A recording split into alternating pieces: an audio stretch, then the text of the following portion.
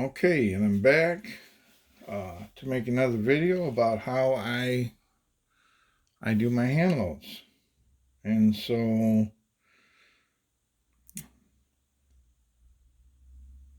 I had some time today, and I was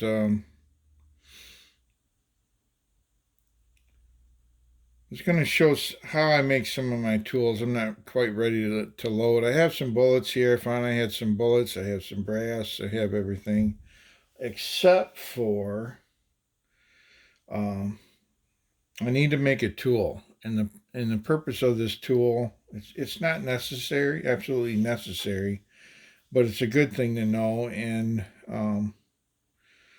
what we're going to do is we're going to sacrifice a piece of brass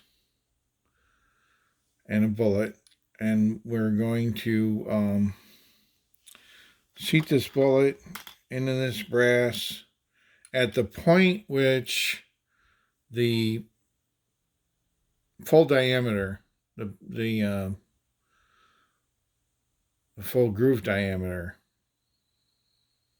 of this bullet, which is 308. This is a 30-06 casing. The point at which this bullet is full diameter, right at the juncture where the taper begins to the point. And the reason for doing that is optimally, we want to know at what depth into this case this particular rifle shoots most accurately, most repeatably. And so if we can find out where that measurement is and we can write it down, it takes a couple tools. I also have some dial calipers, and I have a bushing that I think this one has about a 3.307 inch hole going through it. And what I can do is I can set it on top of here, and it gives me a reference to measure the length of what will be this loaded standard for this firearm to the head of the brass, like that. That's what we want to know. But first we have to seat this bullet down in incrementally until we find that spot in the chamber of this rifle. You know, the manufacturers do a really good job of making them consistent, but they do vary. So this is an individual. This rifle is an individual, and it needs to be treated as such. In my opinion, when I make my hunting loads. So what we're going to do is we're going to first check that it's unloaded. I know the Internet Safety Commission will come down on me if I don't do this just right. But I can remove the striker from this bolt so that this spring doesn't influence my feel when I'm looking for that seating depth. And I'm going to take my I showed this in another video. I'm going to take my press. It's a hand press, and I'm going to take a bullet seating die. In this case, it's a Lee 4-die set. And we will screw it into the press until,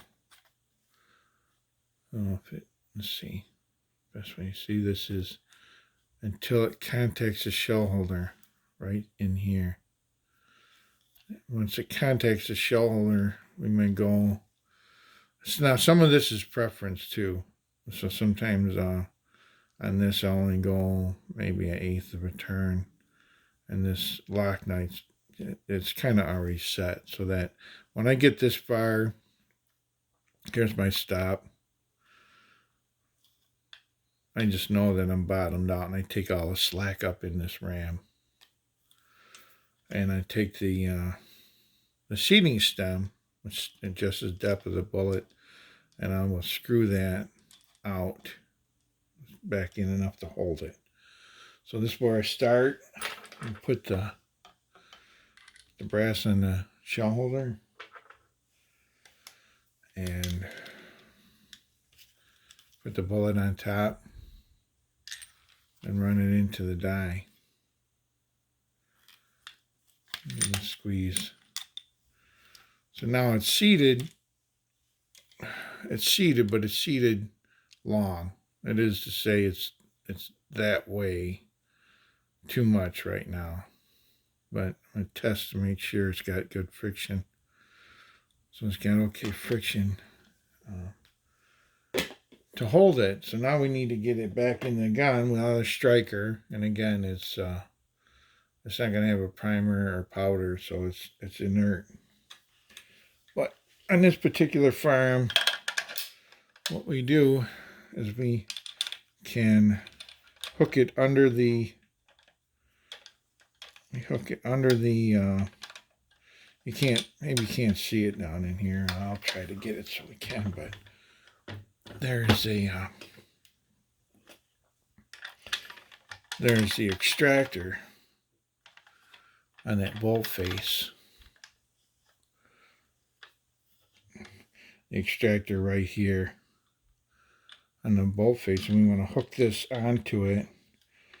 And opposite that extractor is the ejector plunger, and we want to compress that on. So now if I hold this round here, it's locked into the bolt. I want to guide it into the chamber so that I don't upset that bullet until it hits the rifling.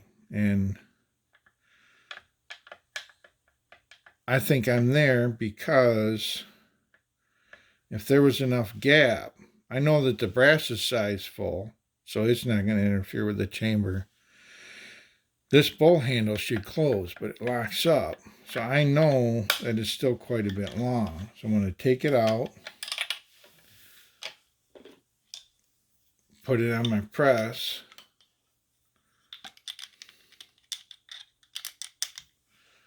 and I'm going to take this seating stem and turn it in a little bit, maybe about a quarter of a turn. And I could feel it go into the case a little deeper. And I'm going to try it in, and I'll try it in here again.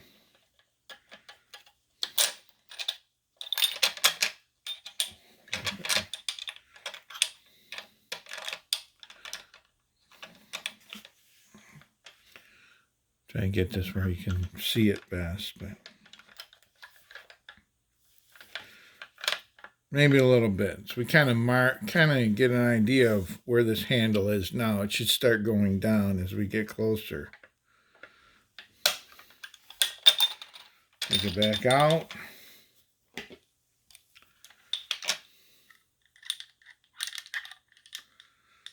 And maybe give this a half a turn right now. Seat that a little deeper. Now it's a little, you see it's a little deeper. If this will focus, there we go. From the cannelure to the neck of the brass. And come back here.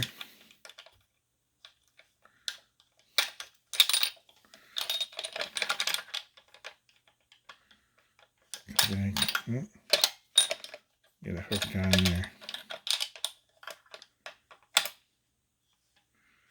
And it's hooked on there. Once it's guided into the chamber, I can let it go a little bit farther down. A little bit. We'll gauge it by how much of this receiver is above the bolt handle right here at this part. Okay. And I'll go another half a turn.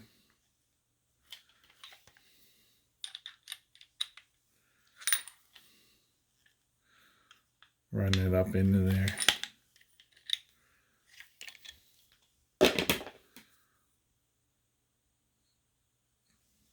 closer. I'm going to try it again.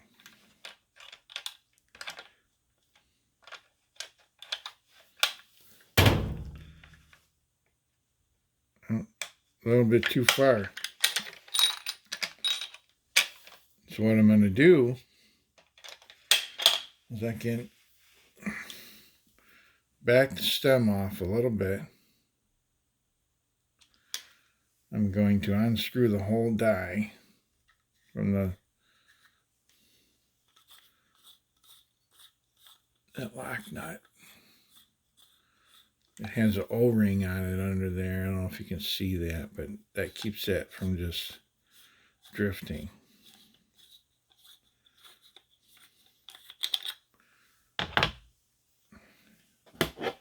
And I'm going to have to pull this bullet out a little bit. I overshot.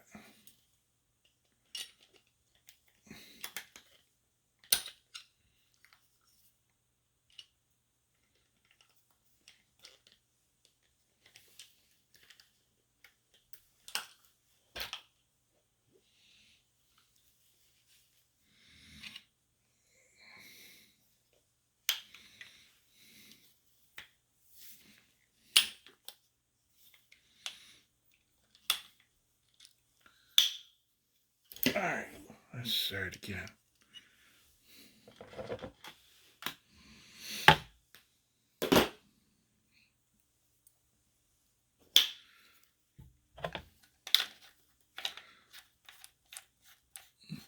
Since I didn't move that lock down, I should be able to go right to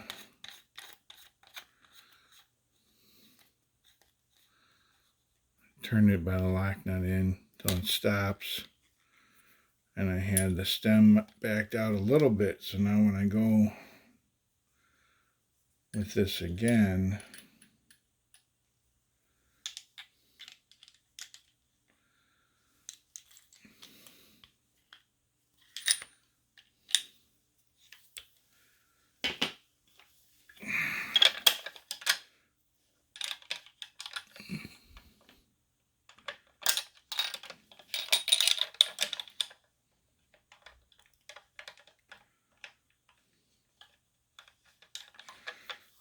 I come up in here, hopefully. All right. So now it's a little bit more than when just before we went too far. So I'm just going to make smaller incremental changes here. So maybe, let's see, so much.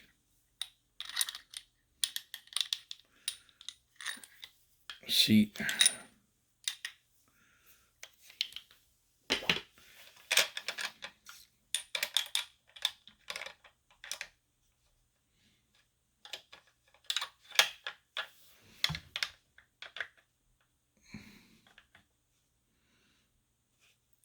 Just a little bit of resistance right here. A little bit. It's pretty close. It's gonna be a little, tiny little. Just turn that clockwise just a tiny bit.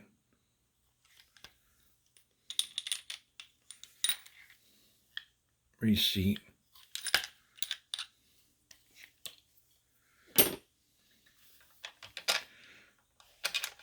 And then put it back into the rifle. See, it goes in, but it's got that little bit of, it's just got that little bit of resistance.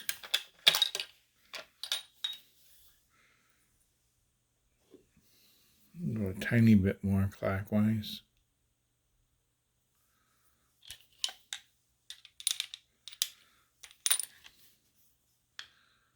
Seat.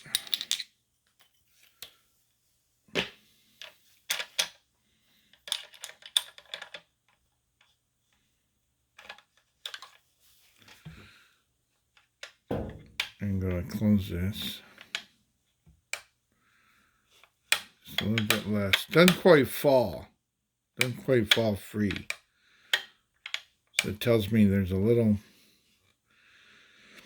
there's a little pressure, most likely between the ejector plunger and the bolt face, pushing on that round and the bullet just touching the rifling a little bit, but it's close. But the moment where this would just fall right in there, or close to it, we could say is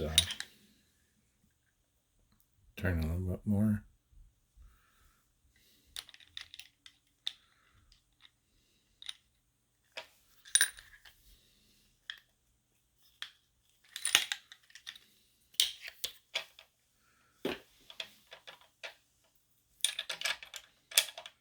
And a lot of this stuff, you know, it's just once you understand what we're after, and you get a feel for it. Yeah, it's still got some resistance.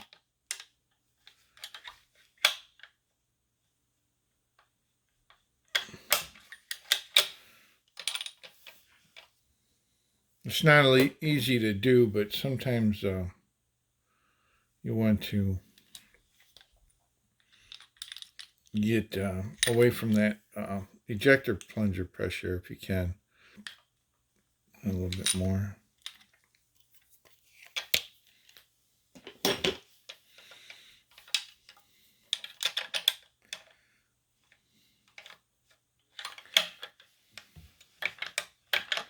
A little bit looser.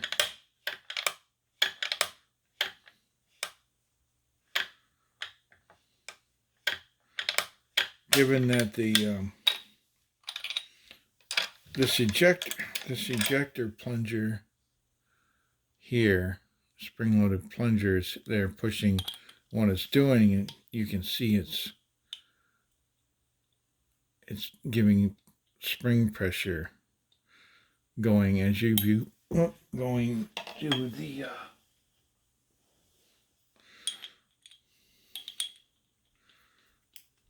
in that direction. If that was easily removable, I could take that out, and the only resistance I would have is in the bullet. But I know this chambers now, so I can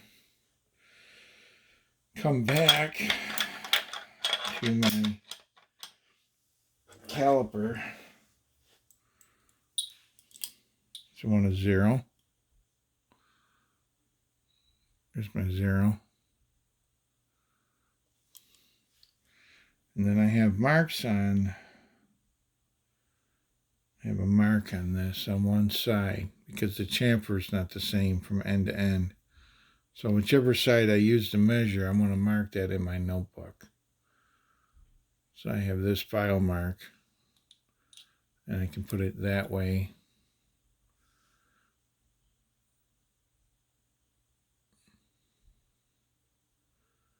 Hopefully it'll focus. There we go. Okay, so then we measure.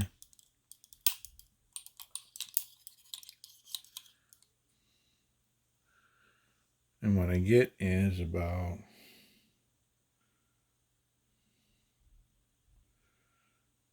3" 648. Right, about 3" 648. 3" 648. So that's my reference number. So now anytime I load a bullet in this chain, and for this firearm, if I load my ammo, I know that 3" 648 or shorter on this dimension. 3" 648 is going to be pretty much right on the rifling, contacting this full diameter of this bullet. If I seat this in deeper, I give more and more of a jump to the rifling. So this can become a gauge I keep with my dies. When it's time to load more ammo, I can pull this out and I can set my my bullet seating die with this. I put it in there and I screw the stem in, kind of the opposite procedure of, I put the die in there and screw it down until it contacts the shell holder, and then with the stem out, I can run the stem in now until I feel it take up the slack, and now that's right against that bullet. And then once I figure out what my optimum, some guys will go shoot and they'll shoot they'll vary that seating depth from being right into contact to be like a 5,000ths preload, which is forced into the rifling a little bit. They might go down back 20,000ths of an inch or even 50,000ths depending on the bullet. I found that some bullets like the Barnes TSX, the all copper, shoot pretty nice with 50,000ths jump, what a lot of guys refer to as jump, from the loaded length to the bullet contacting the rifling. So that's it. This stays with my dies now, and this gives me a reference to set my die, and kind of speeds up the process when I go to load and I set my bullet seating die in this press. I have this round as my gauge, and